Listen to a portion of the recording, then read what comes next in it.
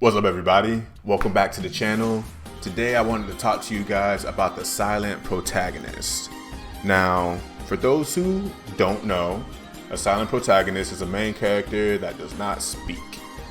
And I know that might sound weird, but some of the most beloved games in our genre have Silent Protagonists. Chrono Trigger, Suikoden 2, two of the most highly regarded JRPGs of all time. Main characters do not speak at all. What I wanted to get into today was what makes a good silent protagonist, because I think it's really easy to make a bad one, but if we look at the games that have great ones, we can pick apart what makes a great silent protagonist. So let's talk about it. All right. So how do we make a silent protagonist good? The most important thing for a silent protagonist to do immediately is to look cool. These characters do not speak, so their first impression has to be their appearance. Granted, a lot of people's first impression of a lot of things is the appearance of it, but silent protagonists don't give us a chance to learn their personality to see if it counteracts a subpar or bad appearance. Now, when you think about cool looking silent protagonists, for me, the first character that pops in my mind is Krone from Chrono Trigger. Being designed by Akira Toriyama helps, but he's a character that looks like a samurai with tall red hair that no one else in the game has, and a really dope looking sword. The first time you see this guy, he's on the box art with a flame sword attacking a giant monster, and it looks so cool, and he draws you in immediately with his looks. Another character that pulls this off very well is the main character from Persona 5. He comes off as the tall, dark, handsome type. He's taller than every other character in the game. He has this aura about him that you know that he is the main character of this game. And even when they go into Phantom Thief mode, he looks way more like sleek and cooler than every other character in the game. That's hard to do because all those characters look really cool. Another thing that's really important for a silent protagonist is that they have to be interesting as far as their background goes. And what I mean by that is that there has to be something compelling about the character that you're aware of, but they can't communicate that to you, you know what I mean? So the game and the characters around them kind of have to build that up. A perfect example of this is Persona 5, and I'm going to lean on this a lot because I think this is the best modern version of a silent protagonist. So the main character for Persona 5, when he's introduced, no one likes this guy because of his past, the circumstances that put him in the situation that he's in when the game starts. And those interactions, or that circumstance, drives his interactions with all the characters in the game. He is a very interesting character without he himself making him interesting. Your game has to be really well written in order to pull that off. It's, like I said before, it's really easy to make a bad silent protagonist. Now, the third and most important thing that a silent protagonist has to do is that they have to drive the story. They are the main character. They have to be in the thick of it all. They have to be the one driving the decisions, driving the story, moving the plot forward. Now, a silent protagonist has to be able to do all those things without saying a word. What most games do to pull this off is that they give you dialogue choices. Suikoden is really big on this. Whenever there's an important decision to be made, you get a dialogue choice, which helps you feel like the main character is involved in making the decision. There's only one true decision that you can make.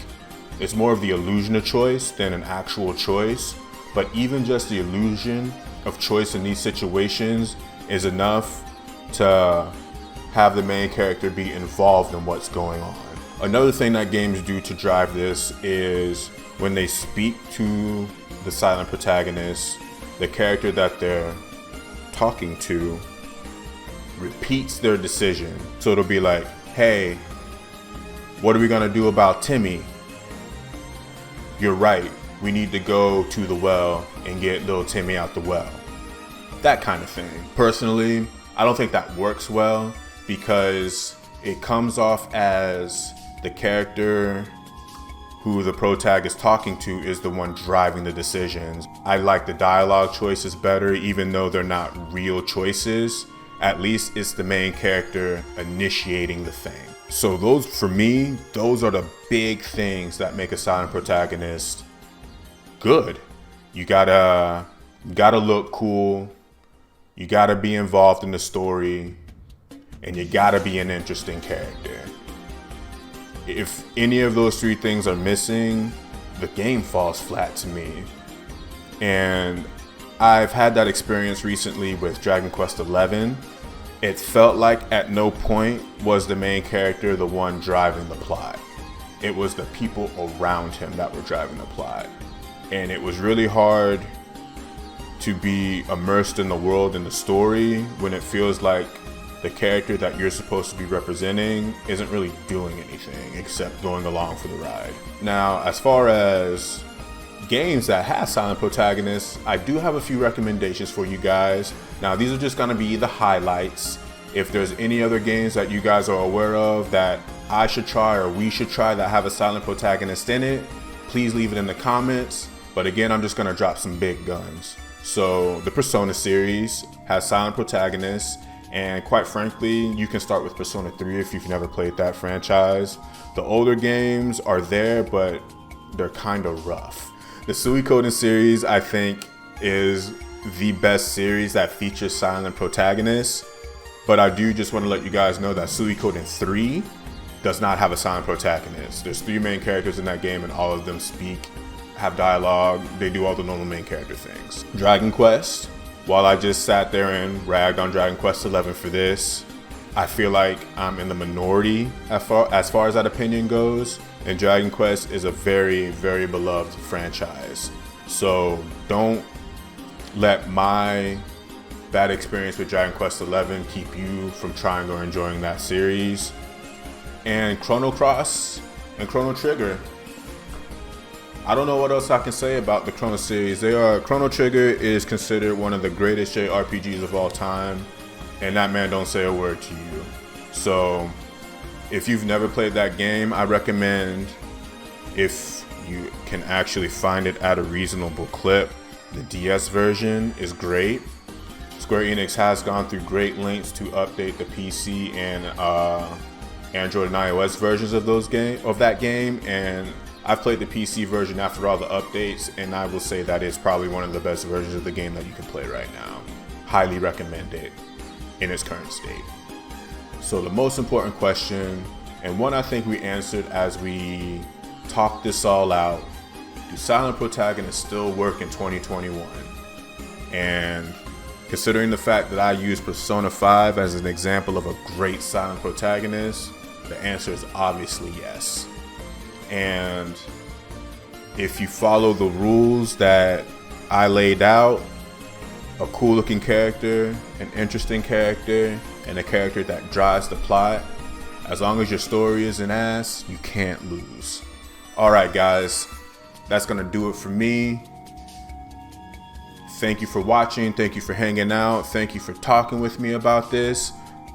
If you have any thoughts, comments, feedback, questions, recommendations, please leave them in the comments. I'll definitely get back to you. I'm not the most punctual guy when it comes to these things, but I definitely try to get to everyone that comments on these videos.